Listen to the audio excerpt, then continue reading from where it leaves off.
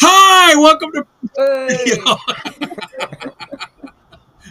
well, we are Prayers Radio, and what we do is we do prayer, mainly Science Mind, Ernest Holmes, and I'm Reverend Rich. This is This is Reverend Reverend Paul. Paul, and we have a very, very, very special guest, which I visited her church this Sunday because it was really cool, and I'm trying to do that a lot more. Hold on, help me, Paul. Reverend Pattie Patty Mercado. Good Yay! morning. Good morning. So, as usual, what we do is we do prayer, and we're only about prayer on this show. And what we're going to do is start that with having Reverend Pattie pray us in, if you're okay with that. Absolutely. What a Perfect. great opportunity. I like to start with my eyes wide open, taking in the glory of the moment, being with who I'm with, and taking that within, and recognizing that we have joined together in the high altar of consciousness to recognize and know that there is one life, one power, one source, one energy, one loving presence. It is individualized within each of us. And so, with my eyes open or my eyes closed, I am in the presence and with the presence of divine love. I know that this time is a recognition and a opportunity to deepen within that, to experience it more completely and more fully. I know that we do so by means of this fabulous conversation, this time together, and that in it we experience and express that divinity of God. And so I'm grateful for it. I'm grateful for this time, for the opportunity to know each other in a greater way. And I release this word to the action, the activity of divine love, knowing that it is already fulfilled.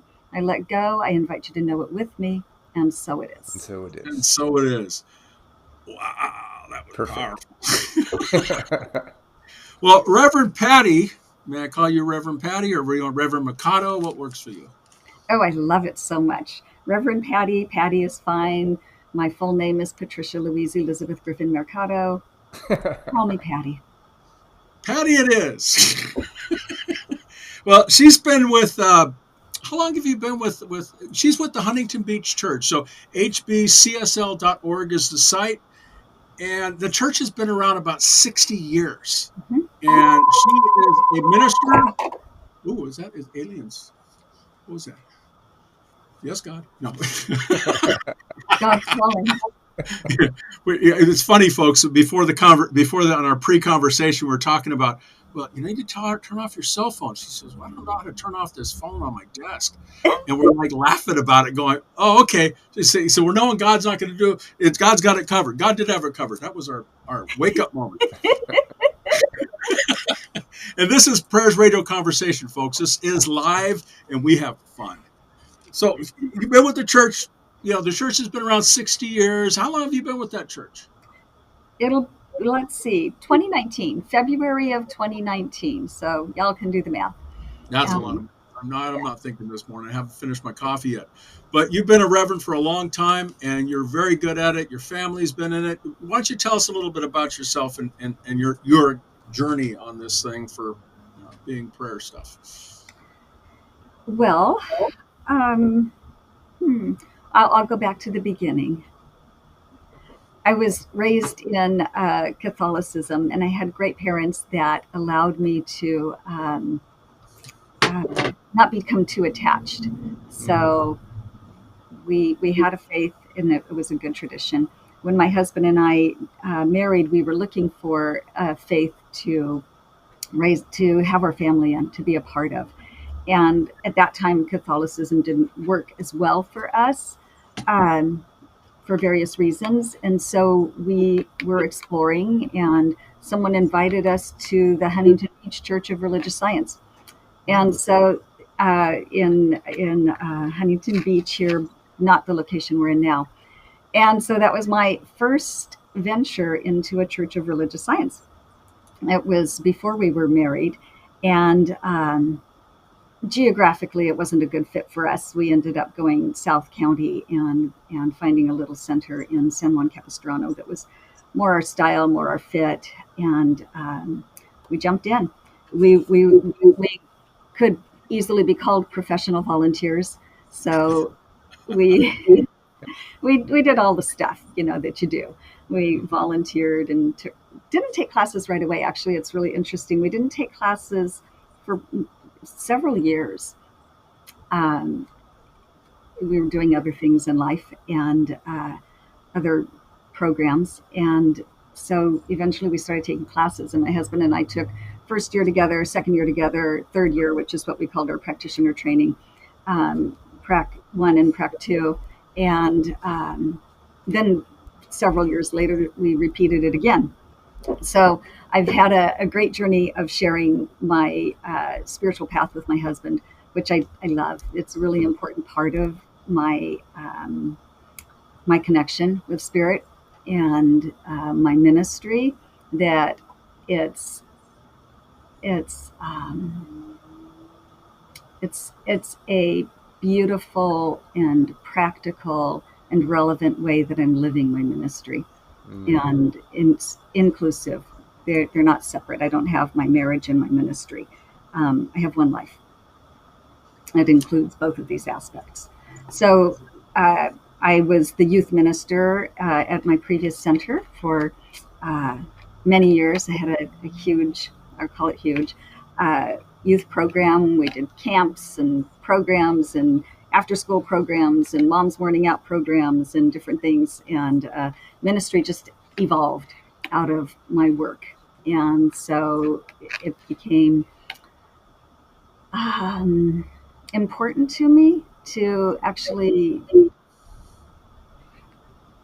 follow that path of Mm. ministerial training and take that direct path, which I did in, gosh, I think it was 2009, and then we graduated in 2011, uh, and it just has had a path of its own. So I see your hook, and yeah, it's been great. So So, and long story short, you're absolute fabulous minister. I saw her speak on Sunday. I'm trying to, for those of you that are, I'm trying to visit churches that we're having on the show, and you're no exception because you were absolutely fabulous. Your sermons and everybody in there was just warm and loving. And every church that I've ever visited, I found that. How about you, Paul? What do you think? Every church you've seen, is it just a loving environment that you've been to? Oh, every church is so different, but yet we still hold the same presence of that one. Absolutely. So let's go ahead and get into the questions so that we stay on topic on this thing because I want to hear more about you. But Yeah, we seriously. got the plug at the end where you can just give us the whole gamut of everything. So, Reverend Patty, can you share with us any tangible results that you've gotten from prayer, from affirmative prayer? well, I'm here. All right. That's it. My prayer is never specific to a thing. It's to live my life in harmony with the one. So every experience of my life is a demonstration of prayer. Um, yeah. So being here, being at Huntington Beach, my marriage, my kids, Hmm. my life, it's all a demonstration of prayer. I think that when we think that it isn't, that's our missed opportunity. Now, have you seen your prayer grow and change over time? Surely. Yeah. So I was raised Catholic, and so I learned prayers as a child that um, I didn't have much meaning attached to. They were comforting, um, and then I learned this idea of spontaneous prayer, and that was different. It was inviting to me to think that I could connect with this presence and commune with it. And and then over time my prayers went back to those beautiful rich prayers that I learned, and I will memorize a prayer now. Um, so yeah, it definitely changes over time. Hmm. What is a spontaneous prayer in your mind? I've not familiar with that. I know that we pray continuously, as Christ says, and in Science of Mind, we're constantly in prayer, or we shotgun a prayer, as Paul and I talked about before. Well, spontaneous prayer is really just that it's not memorized. That it's we teach in the Science of Mind the spiritual mind treatment, affirmative prayer, and and as we learn it and as we teach it, there's these uh, stages, these ideas of recognition and unification. But the idea is to put it in your own words. So spontaneous is in the moment. How do those words come up with me in the moment? What does that look like to recognize that there's one power, that there's one source, that there's one infinite creative intelligence, that there's one mind? Um, if it's everything, then it has to include me. Oh, And if it includes me, then how is it expressing in me and as me? So that's what I mean by spontaneous. awesome. Yeah, So we Ernest Holmes. Oh, go ahead. go ahead, Paul, I was please. going to say Ernest Holmes always says, when he's directing you a prayer audibly, he says, say words similar to these. He's not telling you to say the words, but to resonate those words within you and then bring your own words to it. So that's what Right. you're talking about, right? Yeah.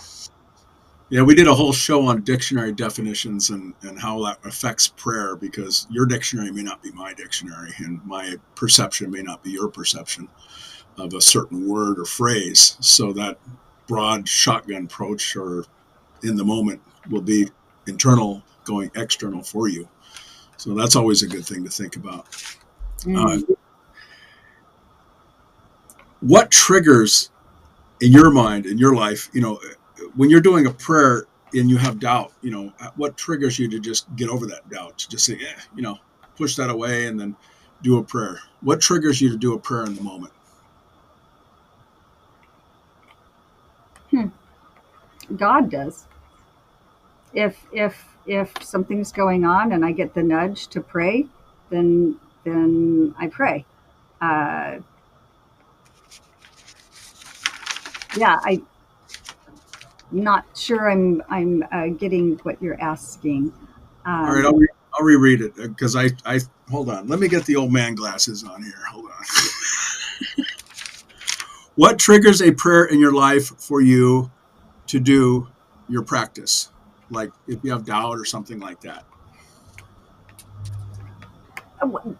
Anything. I mean, anything can be an. I don't. I guess it's the word trigger. Mm. I don't use that.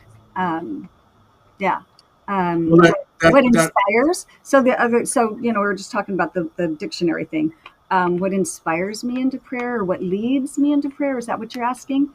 Um, Well, when what you have a surprise in your life, what do you do in prayer? Do you just go down and do the 5 step, recognize, unify, or what? How does Pattie do that? How does Pattie see it? Like if you find out, oh, okay, my cousin has passed away, do you automatically go into prayer as a trigger mechanism, or do you do something different? Well, don't What? we all want to say yes to that? I mean, right? And we all want to say yes to that. Sometimes yes, sometimes no. Sometimes it's immediate, sometimes it isn't. I have a really solid practice, and if it's not in the moment, then we'll be down the road. It will be when I get there. I mean, don't we all want to say that? Oh yes, whenever anything happens, I go to prayer. Of course, I'm that person. Yeah, we all want to be that person. Sometimes it happens, sometimes it doesn't. There you go. You pointed out perfectly that we're always in prayer. That we always stop for the moment and go, hold on, I don't like this. God's got this. And So we and release it into law. Go ahead, and Paul. forever, Patty, growing up Catholic, I because I grew up Catholic as well. Our idea of God is so changed when we got into this philosophy. How has your idea and understanding of God changed through the science of mind? Yeah, well, because again, I had a unique Catholic experience, I believe. Um, and in preparation actually for today, I thought about it. Um, I didn't find God so much as this outside God as a child. Probably I wasn't a good Catholic student because it didn't live that way for me. It was a presence. So I don't feel like I had a whole lot of icky stuff that I needed to get over. Mm, Um, More of a deepening, a greater understanding of what was meant by that presence mm, that the priests and the nuns and some people need seemed to know so well. And so that's what changed for me is I became for myself aware of what that presence meant. And and I don't know that that would have happened if I had stayed in that same faith tradition. But by exploring other faiths and learning about myself and learning about what we teach in the science of mind, this philosophy, this way of living, that presence became real to me in a personal way. mm. Mm. That's really nice. So, how do you start your day then? An average day, waking up. How do you incorporate this into it? I have a prayer chair that I go to first thing in the morning, I either love with that. my coffee or my tea or whatever. I go to my prayer chair, and some days it's like, oh God, let me pray because I need a prayer, and some days I'll just sit there and be because there's something that happens in a space Mm. that is dedicated to something and to an experience. And so uh, there's a vibe, there's an energy, and sometimes I'll go there to be comforted in the morning, and sometimes I'll go there like, okay, I got a big day, let's get to work. That's not. I don't recommend that. I recommend go and linger, be in the presence until it fills me, and I have practices, like everyone does. Mm. I have my sacred covenant. I have my prayers. I have my chants. I have my rosary and my mala beads and my various tools that whichever one I feel like that morning, then that's what I'll do. Oh, I like that. The spirit Yeah. moves you in certain ways. That's beautiful. It's beautiful. The How do you explain our philosophy to somebody that just doesn't even know what we're talking about? Well, mostly I've found over the last few years that I don't approach it like they don't know what we're talking about. I correct myself there. Mm. Because when I approach it like they don't know what I'm talking about, then I'm not being relatable. I'm deciding for them. So my first step is to say we have things in common, Mm. Mm. and I would, if I know something about them, then I would relate it in a way that what we have in common. I had an interesting conversation on the plane with someone recently. It was fascinating. He was speaking science of mind. It was just like, I'm like, that was awesome. He didn't know he was talking to me, and like, oh, who would, but he didn't know I was a minister and that I was in this philosophy. But he was speaking pure science of mind, and it was wonderful. And so when it did get around to him saying, well, what about you?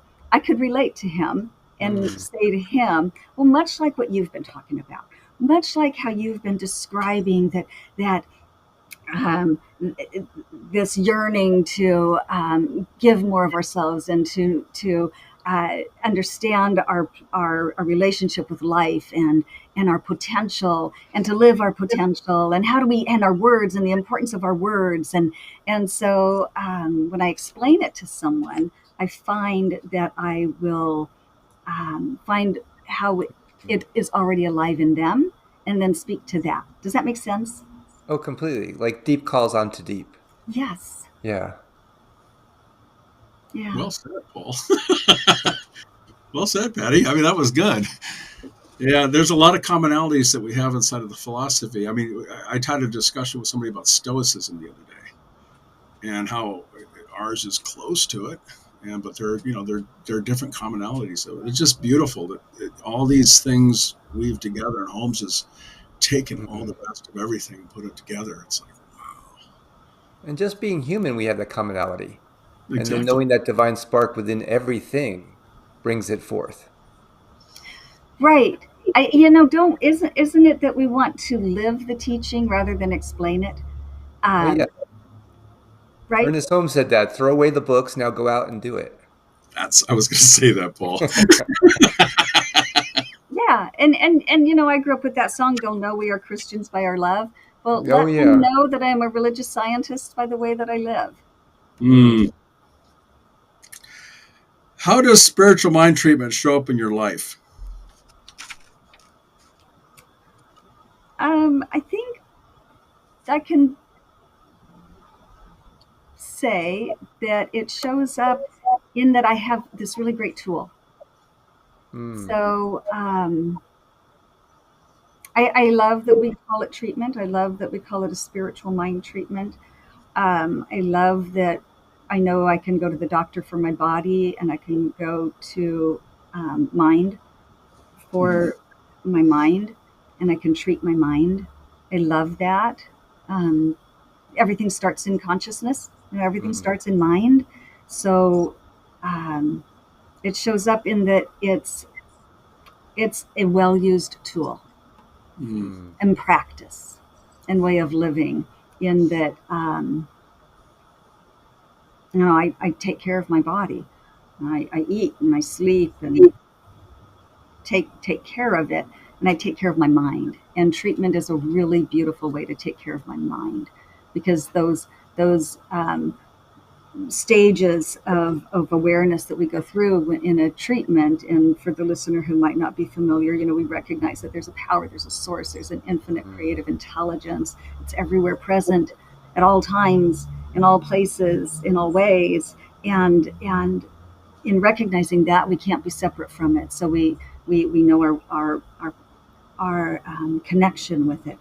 And and when we know that, then we can confirm and affirm all the things in our life. And and when we do that, there's this natural gratitude that happens. You just find us. I find a smile upon my face, a smile upon my heart, and that's what I call gratitude. And and it's just such a beautiful thing. And my way of releasing my prayer, which is in our philosophy that last step or stage, as we call it, of spiritual mind treatment, is to release it. And I have come to find that I am not releasing something so much as I am releasing myself to it. Mm. Ooh. Can you talk more? And Yeah, talk more about that. yeah,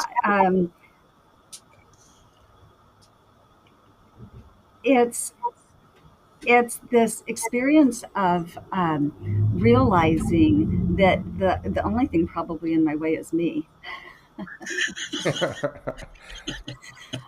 and I've just reminded myself in all of these beautiful words and ways and feelings of the truth, and then I can release myself to it, to that Mm. power, to that experience, to that loving presence. Um, yeah, and let that be. Let all of that be in me. Yeah, it's something that I'm working on. Well, we're always working. We're always becoming more, right? Yeah, yeah. It's always evolving. This idea of prayer and spiritual line treatment and how it's living in us, and yeah, Like how Ernest Holmes said, our idea of God grows as we grow. There you go. And that's so That's true. it right there. And and boy, and yeah, and that idea that if things aren't working out, get a bigger God, get a bigger God, and how do you do that? That's a really worthwhile question. How do you get a bigger God? And we do that we, through prayer. Yeah, yeah, Yeah. we like to call it an upgrade, or an update. That's anyway. That's computer stuff. So let's go ahead and go to the next question because we're at the 5 minute mark. Did you have a favorite book of Ernest Holmes that you would recommend? oh, I've heard you ask this question, so I know what not to say. I know the ding ding dings. Um, No, but say it if it feels for you and it's Yeah. important to you. We just, yeah. I don't. I don't have a favorite Ernest Holmes book. Um, I have favorite things that Ernest Holmes has said that are my go-tos. What are And some of those favorite things? there's there's in parentheses in the Science of Mind, um, in the 1938 version, it says we might well remember always that unless we control thought, it controls us. Hmm. Ooh. Parent, parenthetically, in the um, in the text, the Science of Mind book. And then another very favorite of mine is God is perfect life, and when we enter His light, and I use His light, we are healed. It's a capital HS. Sometimes I'll say it, but God is perfect life, and when we enter its light, we are healed.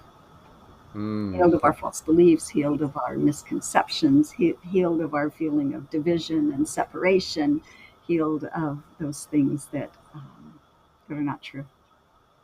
That's perfect. Paul, I had a thought. Yeah. Remember how we talked about show 7, how he said that God doesn't know the word no? Well, the law doesn't. Yeah, well, I'm saying that remember we said in pre-show we said no, we don't, that phone is not going to ring. Not being the key word. And we put the phone in consciousness and now it's ringing. And now it's ringing. That's what I'm talking about. That's interesting because this is all about prayer and this is how we actually do this, and we're studying this stuff constantly to And do it this is better. the demonstration, right?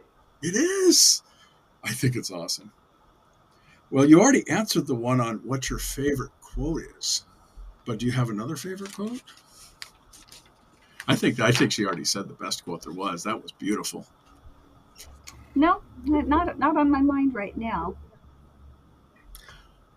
Well, let's go to the next question. Is there what other questions do we have, Paul? I guess Reverend Patty's pretty much answered everything just by being who she is. I know you're awesome. You know that, right? Well, one of the neat things that I will say something is that she taught at teen camp, and my daughter went to teen camp with her, and it was interesting because she remembers you, and she said she's fantastic. So It, just to clarify, it wasn't teen camp. okay, Uh, it was middle school camp was it middle school? and middle school. And so many years ago in my youth ministry, I had a young family that wanted to do an overnight camp on Catalina Island. Mm. And I said, sure. And I found a couple other adults that were crazy enough to join me. One of them being Janet Moore, a good friend of mine. And so we combined our two youth programs. And for, I don't know, 8 years, maybe more, we took middle schoolers to Catalina for 3 nights, 4 days. And Yeah, that's we where had. I got to meet Morgan. It was fun. It was fun. We had Janet Moore on our show, as you know. You have a youth program at your. Well, let's go ahead and plug your center right now. Actually, let's. What takeaway would you want people to take away from this show today when they watch Well, this? since this show is about prayer, thank you for asking. Since this show is about prayer, I would really want people to know that prayer is personal. Mm. That even though we teach um, this way, there is no way. Prayer is our connection with God, and we're all doing it all the time. I think I would like people to recognize the prayer of their heart, Mm. and then really be with that. Just allow it. It's interesting when you said prayer is universal. When I travel, I wear a shirt that says prayer. And I get reactions from everyone because it's personal to them. They don't know what it is for me, but Hmm. they take it on to themselves of what resonates with them. So I understand what you're saying here. It's very personal. Hmm. And it's defined by the individual. With going back to the dictionary part that we talked about. What does prayer Mm. Yeah, mean to I you know go where to. I know we're at the end of the hour, but one of the things that we didn't talk about was that in our philosophy, when someone is up on the platform or wherever giving a spiritual mind treatment, they're treating their own mind. Mm. That's what we're doing. We're treating our own mind. Even if you came to me and said, "Hey, Pattie, I have this need. Will you pray for me?" I'm actually not praying for you. I'm praying in my own mind to know the truth of you. Mm. It's a little worth No, worth those a little nod. nuances are important. Yeah.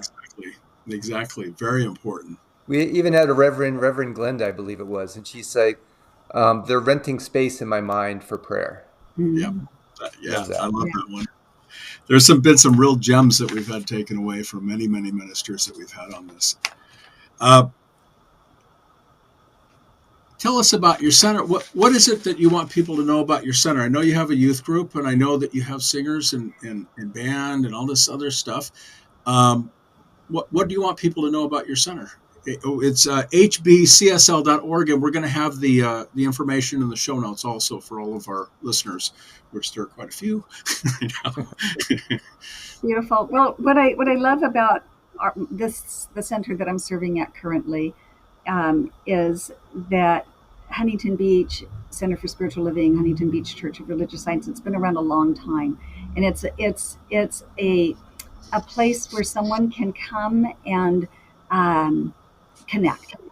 connect with spirit, connect with that whatever it is that's going on within them, and be able to express it and share it and deep know it in a greater way. Yeah. Mm. We're good. We're healthy. I love that we've been everything. We've been a church of 30 people. We've been a church of 5,000 people. Um, and whatever it looks like, it's always been good. It's Mm. always been exactly what is needed and wanted at the time. A response to the individuals who are part of it. Mm. Yeah. So people can, I love it when people come home and they say, "Oh, I used to come here, blah, blah, blah," with whichever the minister of the time was. I'm number 11. And they come in and they say, "I just want to be here. I just want to feel that feeling." And I Mm. love that. I love that we are a place where that happens, and that uh, our congregation today, the people that show up today, are establishing that within themselves. Mm. That thing that happens when I'm in my sanctuary, when I'm in my community, in that field, when we're in that field together. So I love that. I we have this great big beautiful building. My affirmation is our building is a God space. Let it be used for good, and that's inclusive of the church activities, the center activities, our tenants, and anything that's going on. That's So we have, perfect. so on their site, it'll be in the show notes. Check out their classes, their types of things that they're offering. The practitioners there are wonderful. I know a couple of them. The reverends are awesome. We got yeah. Mhm. So I just invite you to check this stuff out. If Patty resonates with you, she resonates with me because she's fun, and it's just a great church and a great experience. Paul, do you have any other questions? No, I was thinking of a Maya Angelou quote when you were saying this, Reverend Patty, that I'm going to paraphrase it. People won't remember what you did or said, but they remember how you made them feel. So your Uh, center is making people feel that oneness within themselves. Thank you. Hmm. that's just an absolute beautiful thing. Would you like to pray us out? We're at the end of the hour. Actually, we're over, but that's okay. Oh, and in gratitude for this time that I've spent here at the high altar of consciousness, recognizing and Mm. knowing that spirit has yet again revealed itself so beautifully, so perfectly, that we have allowed ourselves to meet it in the nuances, in the exquisite, dynamic, perfect way. I know that that idea of meeting spirit and knowing it and experiencing it and expressing it is that which continues to move through each one of us. I know that for Rich and for Paul and myself and everyone who listens, that there is a deepening of that connection within. And that we remember and know that it is in our humanity that we express our divinity. And so we go about our life fully present, willing to be the presence and to meet the presence. I'm grateful for the many ways of love. I'm grateful for the many ways that it expresses itself. And so I release this word to the action, the activity of love. I release it to the law.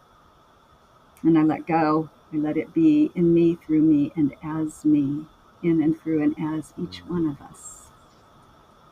I invite you to know it with me. And so it is. And so it is. So it is. I am Reverend Rich, Prayers Radio, and this is Reverend Paul. I am And what's your spiritalive.com. All right. And we will see you next week with another exciting adventure of Prayers Radio. Yay. Thank you, Pattie. Thank you so much. See you soon.